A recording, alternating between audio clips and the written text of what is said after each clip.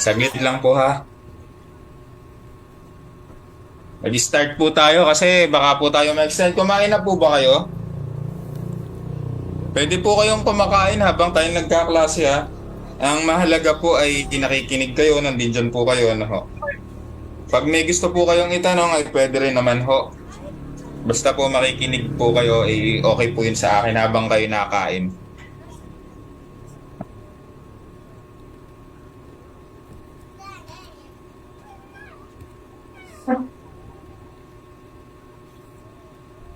Teka, tatay kung buksan yung isa kong monitor.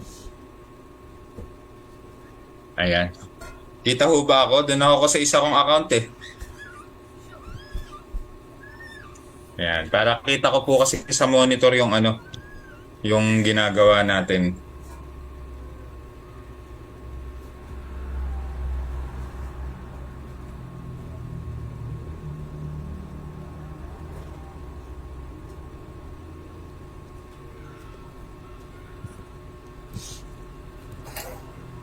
Nako, mas lumiit. Kita nyo po o mas lumiit?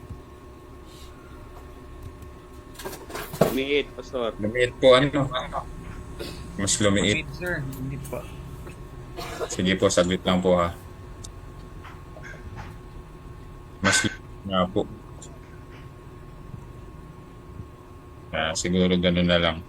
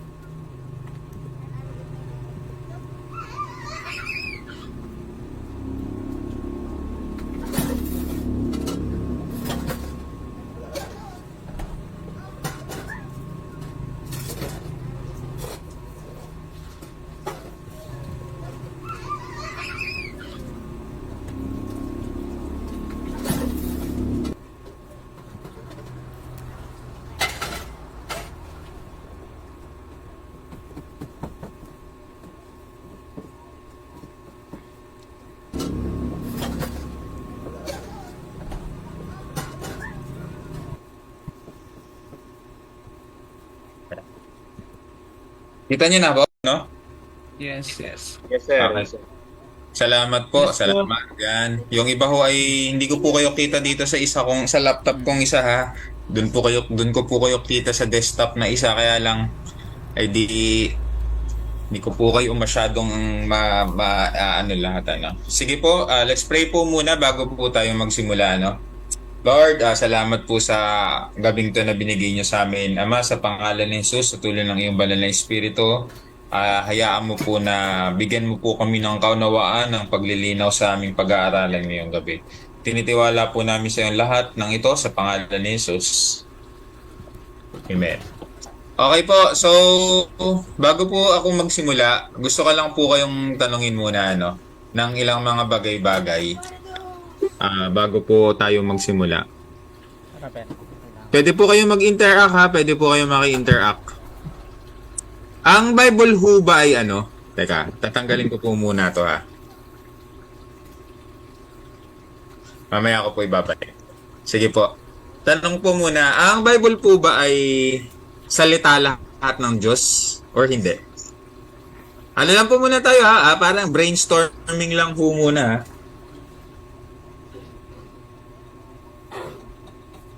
Salita po ba ng Diyos ang Bible or hindi? Papatayin ko po ang ilaw.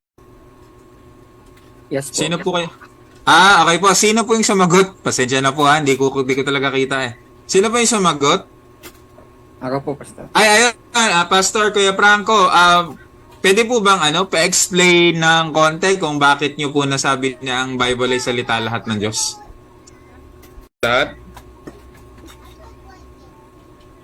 May mga pilosopo kasi ho tayo may encounter dito, so dapat mas maganda yung sagot natin po ano. Mami, Wala naman pong mali dun sa sinagot ni Kuya Franco. So anyone among the group po, sino pa po ang may gustong magsabi na ang Bible lahat ay salita ng Diyos?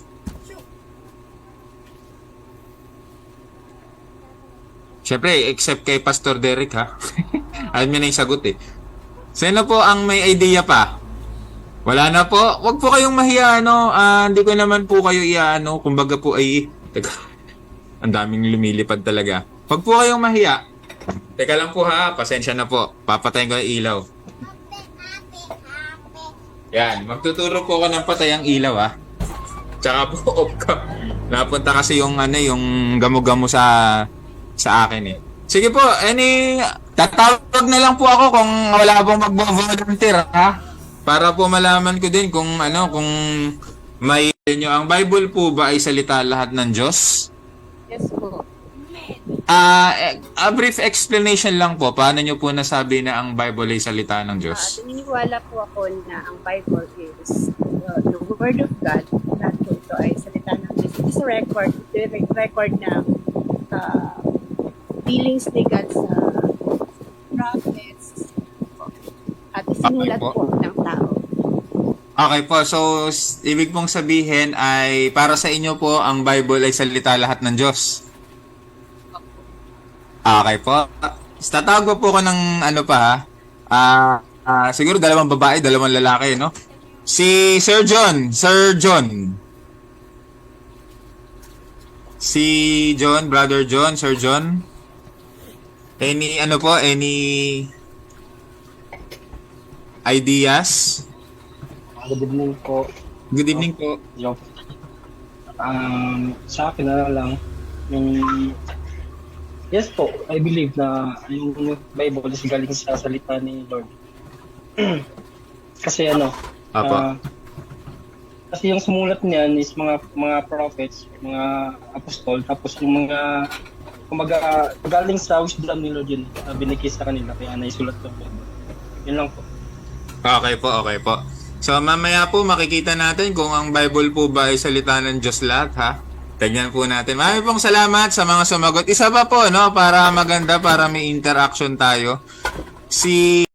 I believe na yung Bible ay salita po ng ating Panginoon na sinulat po yung mga tao na in-inspirean niya para isulat yung mga salita niya. Okay po. Sige po. So yung mga sumagot po si Sir Franco, si Sir Ireneo, si Ma'am Rosemary, tsaka si Sir John. Tama po ba? Naniniwala po ko na yung Biblia ay salita lahat ng Diyos? Tama po Yes, ano? Apo. Yes. Opo. Paano po pag halimbawa sinabi ko hindi lahat? Ano po ang iisipin niyo sa akin?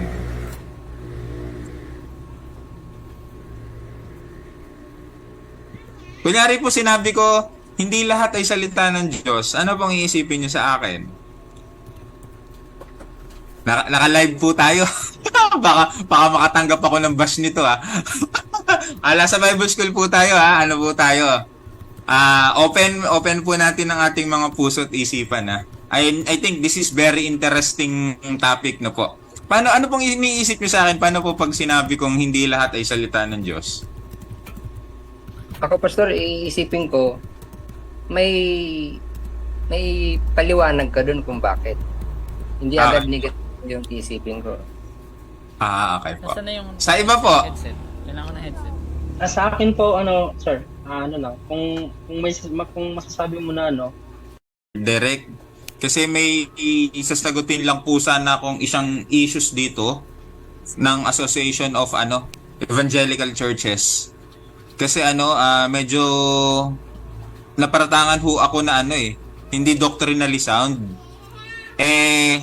Gusto ko pong sagutin, kaya lang po nakakalungkot doon, natutunan ko din. Alam niyo po, kaya maganda po nag-aaral po tayo lahat Kasi po kapag natuto lang po tayo magbasa ng Bible, tapos umattend lang po tayo ng seminars, tapos hindi po tayo nagkaroon ng formal study, about sa pag-aaral ng Biblia, baka po even me, baka po ma-misinterpret natin yung kapwa natin, ano. So, kaya po dito, katulad nga nung sinabi ko, anong iisipin niyo sa akin, paano pag sinabi kong ang Bible ay hindi lahat salita ng Diyos. Actually po, the whole Bible is God-breathed. Naniniwala po ba kayo sa akin? Ito po ay God-breathed, lahat po, ano. Tari ko nga mag-open ng ka. Ang dilim. Yan. God-breathed po ito. Pero alam nyo po, hindi lahat ng mababasa nyo sa Bible ay salita ng Diyos. Sapagkat, paano ho kapag halimbawa, yung dalawang tao doon ay nag-uusap, salita pa po ba ng Diyos yun? Kanyari po, yung account ni David at saka ni Jonathan, yung pag-uusap nila, is that the word of God? Kuha niyo po yung ibig kong sabihin? Di ba po? Sige po, mamaya i-explain ko po lahat, ano? But I'm not against po dun sa sinabi niyo, ha? I do believe that the Bible is the truly inspired word of God, infallible, inerrant. In its original language po. In its original language. Sige po, share ko lang po a little bit of history, pero hindi siya little kasi po napakahaba ho niya.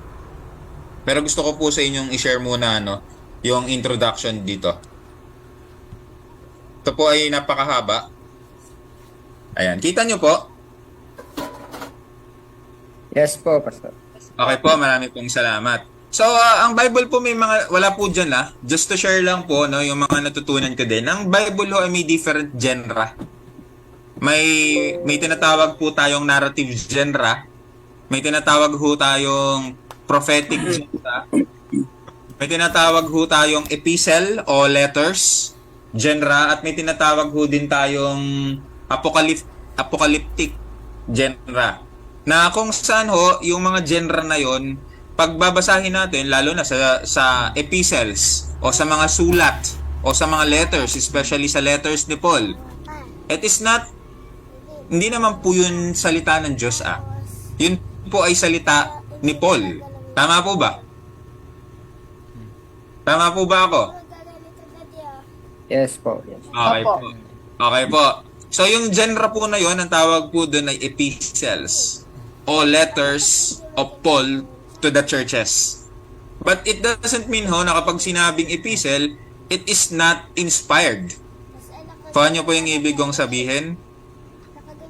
So, hindi po ito sinulat lang ni Apostle Paul pagkatapos hindi siya salita ng Diyos. Hindi po ganun ang ibig kong sabihin. Ano? Still, even though ito ay sinulat ni Apostle Paul sa mga churches, for example, in the Ephesians, in the Corinthians, in the Colossians, bagamat ito ay epistles o letters ni Paul dun sa mga churches na yon, it doesn't mean na hindi ito salita ng Diyos.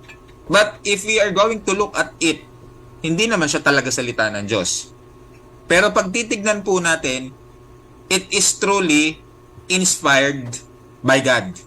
Naniniwala ho ba kayo doon? Yes po. Okay po. So, page po tayo. Pwede po kayong magkaroon ng reaction sa if ever po na halimbawa po, may sinasabi po ako na na hindi po kayo sang-ayon. You're very welcome po. I respect you po. Kasi po ganyan po talaga sa Bible School, Ayoko po na maging dominant ho ako dahil ho ako yung teacher nyo, ay ako po lagi ang tama. It's not about that po sa Bible School. Ako po ay very open. If you have something in your mind, pwede nyo po pwede po kayong mag-bat in. Okay po? So, mamaya po, pwede po ha? So, ngayon po, the Word of God. What are the different forms of the Word of God? So, may mga forms po ang salita ng Diyos. So, what is meant by the praise, the Word of God? So, yung Word of God po, it is a praise. So, ano bang ibig sabihin ng Word of God? Actually, there are several different meanings taken by this phrase in the Bible. It is helpful to distinguish these different senses clearly at the beginning of this study. So, dito po malinaw na sinasabi na yung Word of God, it is a praise. Pero ano ba talaga yung ibig sabihin ng Word of God? o salita ng Diyos. Okay po, letter A po. At siya nga po pala, ang ginagamit po natin sa send ko po sa inyo ay kay Wayne Grudem, yung kanya pong book na Systematic Theology. Ito po ay may dalawang edition, 1 and 2. Pero ang gamit ko po ngayon ay 1. Pero honestly, mas maganda po yung 2. Hindi ko po siya nabasa lahat. Kasi ito po ay, hindi ako nagkakamali, 2,000 pages. So, ano po, di naman ako full-time reader. Napakadami po nito, 2,000 pages po ito. Kaya, ayan, pakit-mute lang po, sir. Kasi, Po. Ayan po. naka-on man. Naka-on. Ayan po. Papamute lang po, Sir Darren, ha. Okay po. The Word of God as a person, Jesus Christ.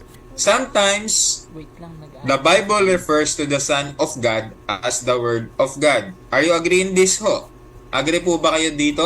Na minsan, ang Biblia ay tumutukoy sa anak ng Diyos na salita ng Diyos. Yes po, Pastor. Okay po. Very good. One page po tayo, no? So, in Revelation chapter 19, verse 13, ayon po kay John, nakita niya na ang Panginoon ay risen in heaven and says the name by which He is called the Word of God. So, dito po, malinaw na malinaw po na sinabi ni John na nakita niya ang Panginoong Jesus ay sinabi niya, He is called the Word of God. Similarly, in the beginning of John's Gospel, we read, in the beginning was the Word, and the Word was with God, and the Word was God. In John chapter 1, verse 1. So, it means po, malinaw po dito kapag may nagtanong po sa inyo, Jesus Christ is the Word of God. Malinaw po ba? Which is, alam naman natin yan, Ang Panginoong Jesus po, siya po yung salita. It is clear that John is speaking of the Son of God here because in verse 14, he says, and the Word became flesh and dwelt among us. So yung salita daw po ay nagkaroon ng laman, nagkaroon ng physical body at nakisama sa atin. O sumama sa atin. At sabi pa doon, full of grace and truth. So malinaw na manilaw po dito, yung sinasabing katotohanan, yung sinasabing biyaya is a person. Persona po ito. Hindi po ito basta katangian lang ng Diyos. Naniniwala po ba kayo? Hindi po ito katangian lang ng Panginoong Jesus na siya ay punong-puno ng katotohanan, na siya ay punong-puno ng biyaya. Siya po ay person. The truth and the grace is a person. Sa persona po ng Panginoong Jesus. Kaya grace is Jesus Christ, truth is Jesus Christ.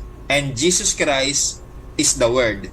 And the Word is Jesus Christ and dwelt among us. Okay po ba? Malinaw po na si Jesus Christ ang salita.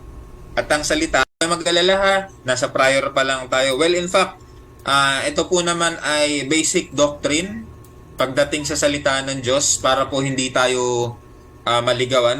So, si Jesus Christ po, He is the Word of God itself. So this usage is not common, but it does indicate that among the members of the Trinity, it is especially God the Son who is in person as well as in His Word has the role of communicating the character of God to us and of expressing the will of kinakailangan ng kanyang salita. Tama po ba? Tama po. Alam mo, kaya nakakatuwa pa rin ho yung mga pastors na na ini-encourage pa rin nila na mag-devotion, magbasa ng Bible, mag-aral ng Bible, sapagkat this is a way of communicating to God and God to us. Sapagkat ito po ay salita. And yet, si Jesus Christ, He is communicating to us. Kaya po sinabi dito, napakaganda, Sa Trinity, God the Son, who is in person as well as in His Word, has the role of communicating the character of God to us and of expressing the will of God for us. So ngayon po, sa letter B naman, yung A po the Word of God as a person, Jesus Christ.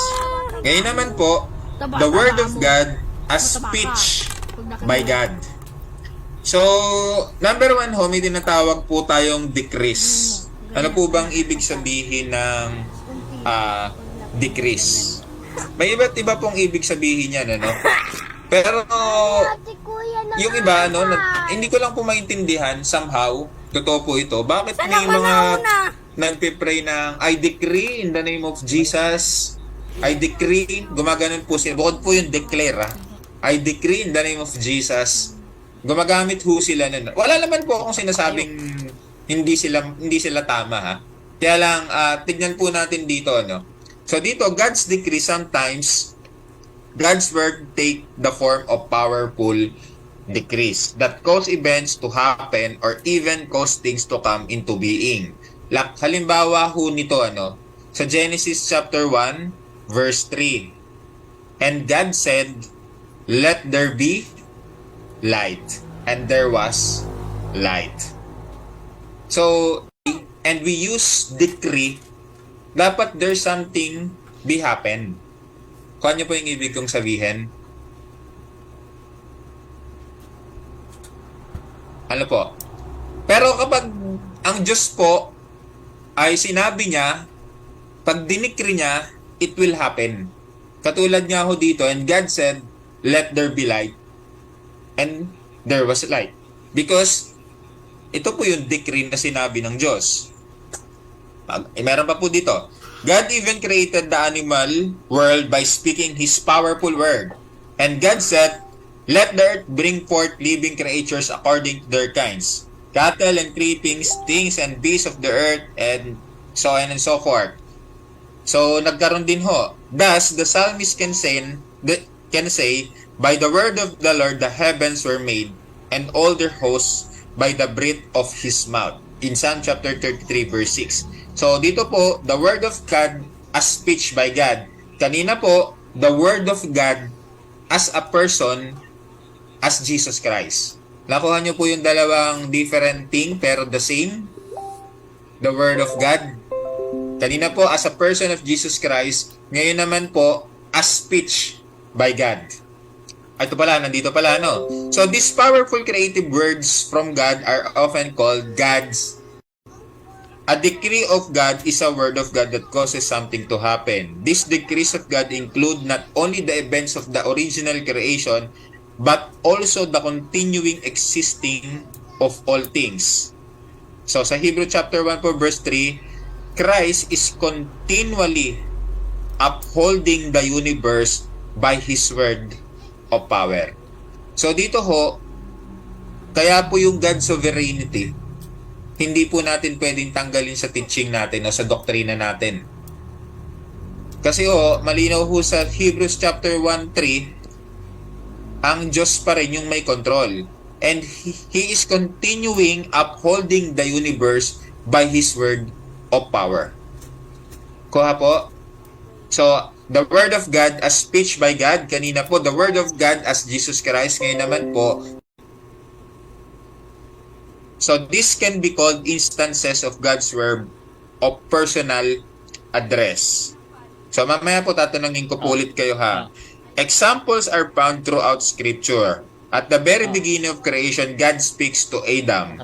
And the Lord commanded to the man. So, malinaw po dito na yung salita ng Diyos, directly niya, personal niyang ibinigay kay Adam. So, this is a personal address. So, makikita pa rin po natin dyan, after the sin of Adam and Eve, God still comes and speak directly and personally to them in the words of the curse. Makikita po niya sa Genesis chapter 3, verse 16 to 19. Another prominent example of God's direct personal address to the people on earth is found in the giving of 10 commandments. Through Moses po, God spoke all these words, saying, I am the Lord your God who brought you out of the land, so on and so forth. So, malinaw na malinaw po that in the Old Testament, as a personal address, God's word, yung salita ng Diyos, nagkakaroon siya ng address personally. Ngayon ho, in the New Testament at Jesus' baptism, God the Father spoke with a voice from heaven, saying, this is my beloved Son, with whom I am well pleased. So makikita po natin dito, dito po sa instances na to, ang Diyos Ama ay inaddress yung mga hearers o yung mga taong nakikinig sa Kanya. So sabi nga dito, no? Ito pala. In this and several other instances where God spoke words of personal address directly, it's either sa kanila personal or through the prophets. Ano ho? So personal ho. Kaya nga ho dito, through the words of God's personal address are always seen in Scripture to the actual words of God. They are also human words. Ito po, ano?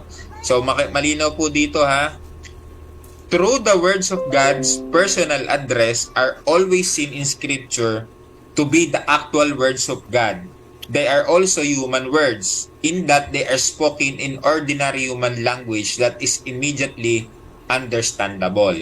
The fact that these words are spoken in human language does not limit their divine character or authority in any way. They are still entirely the words of God spoken by the voice of God Himself. So kung matatandaan nyo po yung sinabi ko kanina, kung ang Bible po ba ay salita ng Diyos lahat, at ang sagot nyo po ay oo, lahat, wala pong mali doon. Kaya lang po, gusto ko pong malaman nyo na yung mababasa natin doon, may salita din ng tao. But it doesn't mean na kapag sinalita ng tao, ay salita na ito ng tao literally. Kuha nyo po ba yung ibig kong sabihin? Nangyari po dito kasi, hindi naman pwedeng hindi naman pwedeng kumbaga yung mga taong to, para maintindihan natin, alam mo yun, yung mga tao, ginamit sa termino natin. Yung mga salita ay pinaintindi sa atin. For example po, si Moses. Si Moses, sinabi sa kanya ng Diyos, personal address siya, I am the Lord your God, ganito, ganyan. And yet, sinabi ni Moses dun sa mga Israelita rin. Pero pag-iisipin mo, pagbabasahin mo, si Moses yung nagsasalita. Si Moses yung nagbigay dun sa mga tao. Yung mga prophets yung nagbigay ng instruction dun sa mga tao. Hindi naman directly si God yung nagsalita dun sa mga tao eh. May mga instances pong ganun mga propeta. But it doesn't mean na kahit propeta sila, kahit tao sila, hindi ibig sabihin, hindi na Diyos yung nagsalita nun. Still, it is the word of God in human words. Okay po? Nang sa gayon, maintindihan natin. Sabi nga dito, human language that is immediately understandable. So, the fact that these words are spoken in human language does not limit their divine character or authority in any way. They are still entirely the words of God, spoken by the voice of God Himself. So, ayan po yan malinaw po sa atin kaya pag may nagtanong po sa inyo at may nagsabing lahat naman sa Bible, hindi naman lahat salita ng Diyos tama ka, hindi lahat salita ng Diyos, may human din lang salita, but it doesn't mean na dahil siya human, sinalita niya, yung pagka-divine nung salita na yon ay nawawala. Still, it is the word of God through human language, but it is the word of God because God spoke about Himself. Kuha po ba? Malinaw po ba? Linaw po. Okay po. Kaya lang po, may mga argumentations pa din ng konti, which is di naman talaga maiiwasan, So, some theologians have argued that since human language is always in some sense imperfect, any message that God addressed to us in a human language must also be limited in its authority or truthfulness. Ito po yung may nakausap po ako kasi sabi niya, ang tao naman daw ay nagkakamali, nagkakasala, which is tama naman po talaga, Kaya hindi pa pwede daw yung salita ng Diyos maging human language kasi ang tao nako-contaminate, nagkakamali, tama po ba? Kaya nga po sa ibang Bible school o yung ibang theologians natin, may mga argumentations pagdating sa ganito. Kasi nalilimitahan daw yung authority ng salita ng Diyos at saka yung katotohanan nito. So, tignan po natin. But these passages and many others that record instances of God's words of personal address to individuals give no indication of any limitation of the authority or truthfulness of God's words. So, dito po, malinaw na bagamat tao, nabasa natin na tao yung nagsalita, nakita natin na tao yung nag-deliver ng mensahe na yon, hindi ho nabawasan yung authority o yung katotohanan ng salita ng Diyos. Kahit po gumamit pa sila ng human language or kahit pa yung tao yung nagsalita dito. Quite the contrary is true, for the words always place an absolute obligation upon the hearers to believe them and to obey them fully. To disbelieve or disobey any part of them is to disbelieve or disobey God Himself. So, malinaw na manilaw po na kapag, sa Bible po ha, pag yung sinabi na nabasa natin sa Bible, bagamat ito ay nanggaling sa tao at hindi natin ito pinakinggan, dinisobey natin ito, it means that we disobey God Himself. Okay po ba? Malinaw po ba tayo dito sa number 2 as God's word of personal address? Mahaba pa po to. Number 3 po, God's words as speech through human lips. In God's words as speech through human lips, frequently in Scripture, God raises up prophets. So may mga propeta po, no? Through whom He speak. Once again, it is evident that although these are human words spoken in ordinary human language by ordinary human beings, the authority and truthfulness of these words is in no way diminished. They are still completely God's word as well. So muli po, pinapalalahanan ko mga nanonood at nakikinig, bagamat kahit tao ho yun ang salita, kahit propeta ho, simpleng propeta, nagkakamaling propeta, hindi po nabawasan yung pagka-divine nung sinabi nila kasi they just purely deliver exactly the message of God. Okay po ba? Maingay ba? Yes po, Pastor. So in Deuteronomy chapter 18, God says to Moses, I will raise up for them a prophet like you from among their brethren, and I will put my words in his mouth. Bakit wala?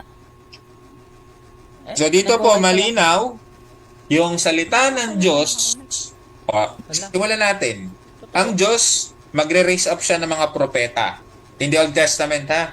Magre-raise up siya ng mga propeta, ng mga simpleng propeta, ng mga propetang nagkakamali din katulad natin. May sablay din katulad natin. Simpleng propeta. Yung iba walang pinag-aralan. Pero ang sabi po dito ng Diyos, I will put my words in His Magugulo at mouth. magahang. So malinaw ho na yung salita ng Diyos, ilalagay niya doon, literally ho ito ha, sa bibig ng mga propeta. But that, I mean, through prophet, God speaks. Or God spoke to true prophets Oo, siguro. in their times. Ano ho? Naka-stream ako eh. And He shall speak to them all that I command Him. And whoever will not give heed to my words, which He shall speak in my name, I myself will require it of him. But the prophet who presumes to speak a word in my name, which I have not commanded him to speak, or who speaks in the name of other gods, the same prophet shall die. So malinaw na malinaw ho dito na kapag ang isang propeta in the Old Testament ay nagsabi sa mga tao na hindi naman sa kanya pinapasabi ng Diyos, mamamatay siya. So makikita ho natin yan in Deuteronomy chapter 18 verse 18 to 20. Kaya po, alam nyo po, to be honest, iba po yung prophetic words na sinasabi ng mga either kapastora natin, ano? Tsaka po, yung mga prophets na laganap po ngayon. May mga prophets pa daw po kasi, no? Mamaya po, we could have a discussion about it, ano? Yung mga prophets. Kasi po ngayon, may lumalabas pa din ng mga propeta. Pero pwede po kayo magbigay ng prophetic words. Iba naman po yung prophecy sa prophetic words. Ano ho? Pwede po kayo niyan. Pero, pag may isang tao po na nagsasabi siya ay prophet, halimbawa po ay Prophet Job, Prophet Franco, Prophet Derek, ano po, ewan ko po ba. Pero, to be honest po, medyo nakakatakot po yun eh. No? I mean, in my mind, medyo parang hindi na po dapat i-claim na prophet kasi wala na hong prophet, ano po? Wala na pong prophet. Pastor, paano po yung sinabi dun sa sa Ephesians? Some called to be apostles, prophet, teachers, pastors, and evangelists. Paano po yun? Bakit sinabi dun may prophet pala? Prophets, ano? Pero alam nyo po, sa ngayon, pag may nagsabi pong siya ay prophet, to be honest po, medyo i-aralin nyo din po. Ano po? May objection po ba sa sinabi ko? Pwede po kayo mag-object ha if may additional po kayo. Na. May mga prophets pa po ba? Talaga dapat Sa tingin nyo po, tanongin ko po muna kayo. In your perception po ha, wag po kayo mag-base din sa sinabi ko in your perception po. No? Sige po, anyone? Sa group? Sa akin po kasi, personally, wala na po eh. Ang intindi ko po kasi dyan na may prophets pa is, hindi ako, kung tama po ang ano ko interpretation ko ay, sa Ephesians, ay preachers. O yung nag-interpret ng Bible. Okay po. Tama po, may point po kayo. May point po kayo, Sir Franco, Pastor Franco. So, hindi na po ito yung mga prophets na sinasabi in the Old Testament. Ano? So, ano po, minsan ho ako nakarinig ng isang conference na kung saan sa conference na yon sinasabi kasi ang tawag sa kanya, address sa kanya prophet eh. So, siyempre ako naman ho, very open ho ako. Makikinig ako kung ano sasabihin. Ako naman ho ay pag nakikinig sa conference, kinukuha ko po yung beneficial kapag hindi po naman okay sa akin ay hindi ko po ina-adapt. Ibig pong sabihin, open lang ho ako. At hindi ko rin naman ho dinedebate yung nagsasalita kasi it's my respect doon sa nagsasalita. No? Pero minsan ho, ako ay umattend ng isang conference and yet, habang siya ay nagpipreach, habang siya ay nag-share, bigla ho siya nagsalita. Sabi niya, God, this is speaking to me right now. Ano po? May ganun po. Ewan ko po kung may na-encounter po kayong ganyan. Tapos may mga sasabihin na po. Ano ho? Ako po, personally, iniingatan ko po yung ganun na may nagsasalita po. Na sinasabi niya na God is speaking to me right now. Kasi po, pwede ho yun kung personal. Kung dalawa lang po kayo ng Panginoon, nagde-devotion kayo, maaari naman po talaga eh. Wala naman pong imposible sa Panginoon. Pwede ho niya kayong kausapin personal. At if it is His will, pwede nyo ho talaga naman marinig ang boses ng Panginoon. But it is personal. Hindi po siya pwedeng i-share basta-basta. Kasi pag sinare nyo siya, iba ho magiging tingin sa inyo. Ano ho? Kaya po nung mga panahon na yon, sabi ko, naku po, ano kayang susunod nito? So mamaya po, may mga sinabi na po siya na out of the word of God na. Kaya sabi ko, naku. Kaya lang ho, yun nga po ang medyo nakakalungkot. Kaya po in-encourage ko po kayo magpatuloy. Ano? Kaya makinig po kayo dito sa ating mga discussion at sa mga susunod. Lalo na po yung hermeneutics. Napakahalaga po niyan. Umattend po kayo. Kasi po ako ay a-attend kahit po ako hindi teacher for a review po. Gusto ko pong magpakita sa inyo ng halimbawa na kahit po ako nagtuturo din, gusto ko pong marinig ano po. Kaya po sa hermeneutics, mahalaga po yan. Umattend po kayo. Kaya yung mga ganun, nakakalungkot lang po kasi may mga naniwala pa rin. Ano ho, pero pag nag-aaral po kayo, hindi kayo basta-basta maniniwala. Katulad po na lagi kong sinasabi, aralin nyo din po yung sinasabi ko. Huwag ho kayong basta-basta maniwala sa akin. Be like Bereans po. Kasi mga Bereans, every time na nakakarinig sila ng preaching, they study, they divided the word of God. Likewise po, ganun din po yung gawin nyo. Hindi po kami porkit mga nagtuturo dito ay talagang lahat po ay paniwalaan nyo sa amin. Well, good po kapag ganun, pero pag hindi, pero ang ini-encourage ko po sa inyo, aralin nyo din ho yung mga sinasabi ko, yung mga sinasabi namin. Baka mamaya po, binubola ko lang po kayo. Tama po ba ako? Tama po, Pastor. Opo, hanapin nyo din po. Ayan po, so God made a similar statement to Jeremiah, then the Lord put forth His hand and touched my mouth. According po kay Jeremiah, ha? And the Lord said to me, behold, I have put my words in your mouth. So kay Prophet Jeremiah po, ganun din. Hindi naman po literal na nilagay ng Diyos yung salita niya. Kumbaga ay through the mouth of Prophet Jeremiah, ginamit ng Diyos si Jeremiah to deliver God's messages to to the people of God. Ayun ho. So marami pa po dyan.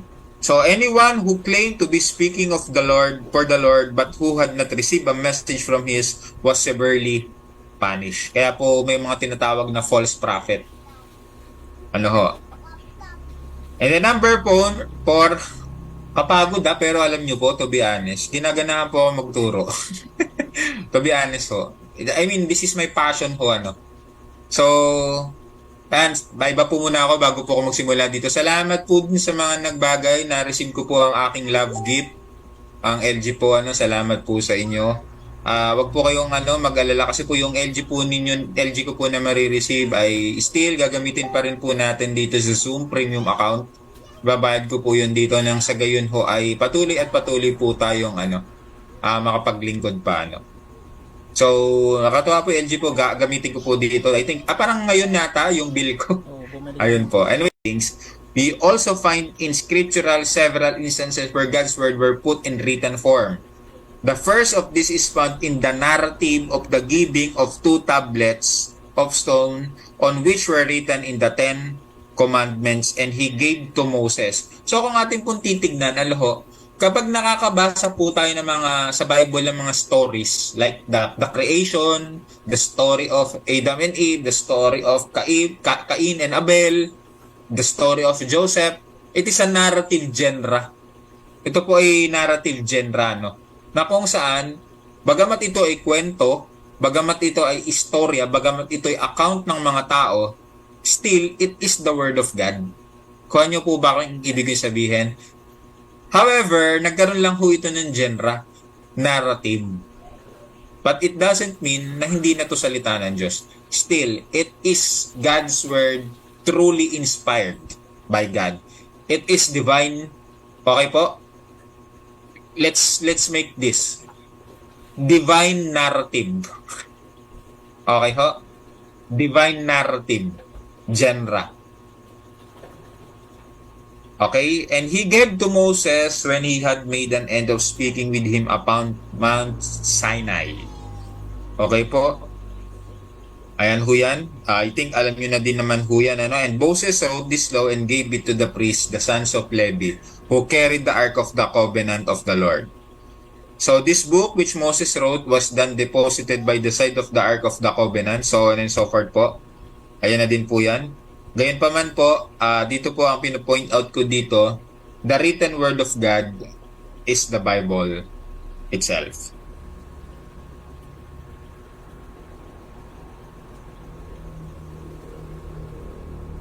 Okay po, dito po tayo sa several benefits. Several benefits come from the writing down of God's Word. First, there is a much more accurate preservation of God's Word for the subsequent generation. To depend on memory and the repeating of oral tradition is a less reliable method of preserving these words throughout history than is the recording in writing. So, dito po, i-shortcut ko na lang po ha. Dito po sa sinasabi dito, sa God's Word in a written form, wala na pong ibang salita ng Diyos kayong makikita. Yung Wednesday ang labas, pero yung wala na po. sulat Pero may mga books po kayong pwedeng basahin. Pero hindi na po siya pwedeng maging batayan ng inyong pananampalataya. Maaaring makatulong sa paglago nyo bilang mananampalataya, pero hindi po siya magiging basihan ng ating pananampalataya. Dahil ang basihan po ng ating pananampalataya ay ang salita ng Diyos. Because it is written. The Word of God is written in the form of the Bible. Kaya po kapag halimbawa may mga nare-receive kayong message, personal message, lumabon, medyo bumagal po Pag may nare-receive po kayong personal messages, lumabo po ba? O ako lang po yung lumabo sa mo. Lumabo po? Lumabo, Pastor. Lumabo po. Oo nga po Parang naging Hebrew. Yun nga ako nakikita ko eh. Ayun, lumilinaw na po. Yes po. Ayan, okay na po, Pastor. Napabilis lang po yung scroll down ko, po. Pasensya na po. Parang naging Hebrew kaya daw naging Hebrew. Okay po. So, sa akin po kasi dito sa monitor kong isa, parang malabo, Luminaw na. Salamat po sa inyo. Okay po, so the focus of our study, letter C. All the forms of the Word of God, the focus of our study in systematic theology is God's Word in written form. That is the Bible. So yung focus po ng ating pag-aaralan o ng pag-aaral natin dito sa systematic theology, especially in the doctrine of the Bible, of the bibliology, is none other than the Bible itself. Okay po? Yun po yung focus natin, the Bible itself. The written Word of God. So, sabi nga dito, this is the form of God's Word that is available for study, for public inspection, for repeated examination, and as a basis of mutual discussion. It tells us about and points us to the Word of God as a person, namely Jesus Christ. So, ibig pong sabihin, mga kasama, mga kapatid, yung Bible po, kapag pinag-aaralan natin siya, tapos hindi siya dumadirect sa Panginoong Jesus, may problema ho tayo sa interpretation. Kuha niyo pa yung ibig kong sabihin? Kaya dapat ho, kapag pag-aaralan natin ng Bible, ang out dun sa Panginoong Jesus, it's either nagkaroon ho ng problema sa interpretation. Pero wala hong problema yung Bible. Ang may problema po, yung interpretation. Kaya alam nyo po mga kasama, sa totoo lang po, mahirap po ang pag-aaral ng Biblia kapag hindi na po point out yung pag-aaral natin kay Jesus. Kaya po the Bible itself, the Word of God itself, is in the person of Jesus Christ or the person of Jesus Christ. So ibig pong sabihin, the Bible is about Christ. Nothing more, nothing less. So dito, no, the Word of God is a person, namely Jesus Christ, whom we do not now have present in bodily form on earth. Talaga naman po. Thus, we are no longer able to observe and imitate His lives and teachings firsthand. Kaya po mga kasama, mga kapatid, wag po kayong masasaktan. Hindi po natin pwedeng sabihin na okay lang na hindi nag-aral. Kasi si Peter, hindi naman siya edukado. Pero bakit siya naging lingkod ng Panginoon? Ano po? But alam niyo po actually, may nabasa po akong isang commentary about kay Peter. Alam niyo po si Peter, educated. Are you familiar with ho? O yun pa rin po yung parang alam natin na si Peter ay hindi nakapag-aral among sa mga disciples ng Panginoong Hesus. Kasi po, mga kinukuhang disciples ng Panginoong Hesus, mga tax collector, mga doktor, mga matataas ang posisyon, sabihin na natin, parang ganun ano. At I think narinig ko din ito nung bata pa ako sa pananampalataya na okay lang, ginagamit ng Panginoong Hesus ang mga hindi edukado. Hindi po mali yun, tama ho yun. Ano. Wala pong problema doon. I'm not degrading po yung mga po hindi po masyadong nakapag-aral po. Ako po naniniwala ginagamit sila ng Panginoon at wala po tayong question doon. I respect them po.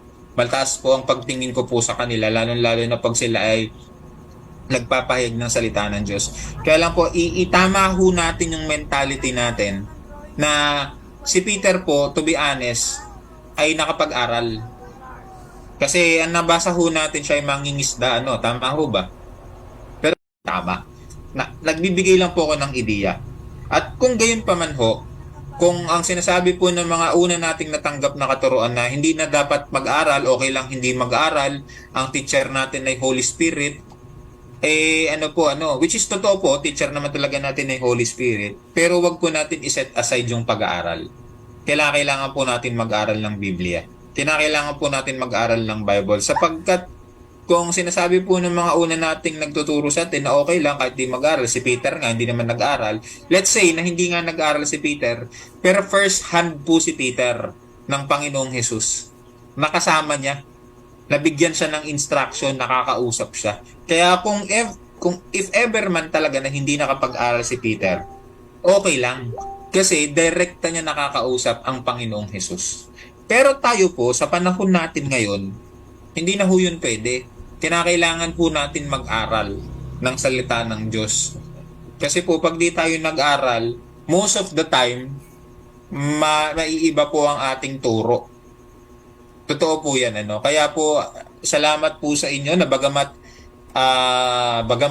instead na nagpapahinga kayo, ay nag-aaral pa kayo at nakikinig pa kayo sa akin, ano, ay kayo po ay nakikinig pa sa akin instead na kayo nagpapahinga. Maraming salamat po, ano. Kaya po dito, sabi nga dito, ano, we are no longer able to observe and imitate his lives and teachings firsthand. Kaya po, let's study the Bible. Let's study the Word of God. Let's study the doctrine of the Bible. So, the other forms of the Word of God are not suitable as the primary basis for the study of theology. We do not hear God's word of decree and thus cannot study them directly, but only through observation of their effects. God's words of personal address are uncommon even in Scripture. Furthermore, even if we did hear some words of personal address from God to ourselves today, ayan po yung sinasabi ko, we would not have certainty that our understanding of it, our memory of it, and our subsequent report of it was fully accurate. Ito po yung sinasabi ko, kahit last week pa, hindi porket may na-receive po kayo na revelation sa pagbabasa nyo ng salita ng Biblia o ng salita ng Diyos, which is the Bible, i-share nyo na ho ito basta-basta. Kasi ho, maaaring ito ay personal na address sa inyo ng Panginoon. Wala na ho siyang ibang ina-address kung hindi kayo, tayo lang, personal. Kaya po hindi dapat ito basta-basta isinishare. Unless, hindi ho ito mag-contradict sa iba pang salita ng Diyos. Ano ho? Kaya po nakakatakot kapag they are claiming, sinabi sa akin ng Panginoon na ako daw ay magiging ganito. Sinasabi sa akin ng Panginoon na ikaw daw ay magiging ganyan. Alam niyo po, wala na pong ganun. Sana po hindi po tayo mabiktima ng ganun. At kung nakarinig man po tayo ng ganun noon, wag po kayong mag-alala, ako po yung nakarinig din ng ganun. Ano pa nga po ako kinonfront? Hindi na po ganun. Maaring may sinabi sa kanya ang Diyos, pero hindi niya ina-address yun sa atin. It's a personal address of God. Kaya po yung mga devotions, may nagtanong sa akin, okay lang po ba na i-share yung devotion? If it is encouragement, no problem. Yung devotion mo. Kasi una ka na-encourage through your devotion. Then if you want to encourage other through your devotions, wala pong problema doon. Pero pag it's very personal na po, hindi po pwedeng i-share. Kasi personal nga. Okay po ba yun? Okay po, then let's proceed po, ano? So, furthermore, even if we did hear some words of personal, nabasa ko na po yan. So, nor would be readily available to convey others the certainty that the communication was from God. Ito po yun. Even it was. God's word as spoken through human lips ceased to be given when the New Testament canon was completed. Dito na po tayo magkakaano. So, God's word as spoken through human lips ceased to be given when the New Testament canon was completed. May canon po ha, New Testament canon was completed. So, bago po ako magpatuloy, are we part of the New Testament na po ba or hindi pa? Tignan natin kung may kataruan pa nga tayong nasalo. Nasa New Testament na po ba tayo? Wala pa? Sa akin po, Pastor, nasa New Testament na tayo po. Under na po tayo by grace. Para sa akin po. Yun yung pong pagkakaintindi ko po. Okay po. Ayan po. Other po, pwede po kayong magsalita. Hindi ko lang po kita kapag may nagko-comment, pero may naririnig po ako. Yes po, under na po tayo ng New Testament. Yes po. Marami pong salamat. Tama po, ano. Sinusubukan ko lang kayo kung sasabihin nyo, wala pa. Pero nasa New Testament na po tayo. Under na tayo the New Covenant. Under na tayo actually, it is the Grace Covenant. The New Covenant is the Grace Covenant. The New Testament is the Christ Testament to us, for Amen us. po, Pastor. Amen po. Ayan ho. Ano ho? Kaya po, yung sabi dito, God's word as spoken through human lips. Kanina po sinabi ko, pag ang Diyos nagsasalita through human lips, sino po sila? Ano po sila? Sino po sila? Ano po sila? If God's works through human lips. Prophets po. Okay po. Yes po. So, it means that prophets are ceased in the New Testament. Ibig pong sabihin, if we believe that we are in the New Testament, ang mga prophets po, nag-cease na. Ibig pong sabihin, wala ng propeta. Okay po ba? Meron po, bakit po sinabi sa Ephesians? Di ba po may sinabi doon, some are called to be prophets, to be, ano pa nga ba? Apostles, evangelists. Evangelist. Di ba po? Segue lang po ako ng konti ha, as far as the word of God is concerned. Pwede po kayong mag-share ha. Alam niyo po ba yung apostles ay wala na din? Nag-cease na po sila. Like the prophets. Opo. Pero may mga narinig pa rin po akong tumatawag ng apostle. For example, Apostle Franco, Apostle Allen. May mga tumatawag po ng ganyan. Ano po? Again po, pag nakarinig naman po ako niyan, hindi ko naman po sila kinokorek. Kasi, ano po nakakaya naman pong i-correct. Who am I naman po para i-correct ano. Kumbaga yung po kasing apostles at saka prophets, this is the foundation of the church. I mean, canonized na po kasi, established na ang church. Ano po, canonized na ang Bible, established na ang church. So, ito po ang prophets and apostles are not significant nowadays. So, ang significant na lang po sa panahon natin ngayon is the pastor teacher and the evangelist as well. Kaya lang yung mga pastor teachers, they are also considered as evangelists. Kaya lang may evangelist talaga, ano po, na talagang very bold. He's not a pastor, but he's an evangelist. Kasi iba po to, no? Pero gayon pa man po, just to make it balance, yung apostle po kasi, pag titignan po natin, ang gift po nito ay parang church plant. O we should consider church planter o sila yung sa leadership. Pero they're not they're not required to be addressed as apostle. Even yung mga prophets. Pero anyone of us, kahit po sino sa atin, pwede mag-prophetic words. Hindi po prophecy ha, prophetic words. For example, si Brother John, time will come, you will God will prosper you according to His will kasi napakasipag mo, talagang dedicated ka, you serve God. Pwede po yun. It's a words of encouragement. It's a prophetic word. And yet, it is not impossible. Kaya po dapat kapag magbibigay tayo ng prophetic words according to God's will. If it is according to God's will. Para po hindi tayo paratangan na extreme or ang tawag dito, inaano natin yung sarili natin, parang itinataas natin yung sarili natin. Anyone can give prophetic words, but not prophecy. Okay po? Just to make it balance. So, it is most profitable for us to study God's word as written in the Bible. It is God's written word that He commands us to study. The man is blessed who meditates on God's law day and night. In Psalm chapter 1, verse 1 and 2. God's word to Joshua, meditate the word of God day and night. Ayan po yan. Are we okay to proceed? Tas pwede po kayong magtanong regarding po dun sa mga sinabi ko. If you have questions po. Okay po. Sige, Okay po. Inom lang po akong tubig ha. Okay lang Salamat po. Okay lang po. sige, pwede ako mag-over kapag may mga tanong.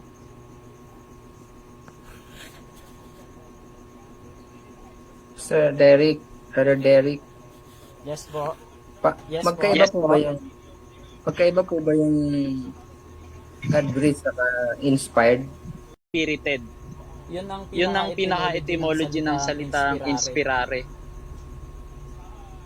Breathed din, Opo. Yun po yung kahit i-type nyo sa Google. Inspire tas etymology. Ang lalabas po dyan ang original niya is breath. O into breath. Opo. Inspirare. Into being, parang ganun, Opo. Ang Ang inspirare, Latin, yun nga ang pinaka-etymology ng salitang inspire ay Latin. Narinig ko po yung tanong nyo. Ang ganda po ng sagot ni Pastor Derek. Actually, tama po yun. Nagkaroon lang po ay sa translation differences. Pero isa po yun, the inspired and the breathed ay magkaiba lang po ang translation, pero pag titingin po tayo from the original language, they are the same. Gusto kong mag-sit in sa sa language ni Pastor Derek eh. Medyo Waterloo ko po kasi yan, lalo na Hebrew. Ayun ha.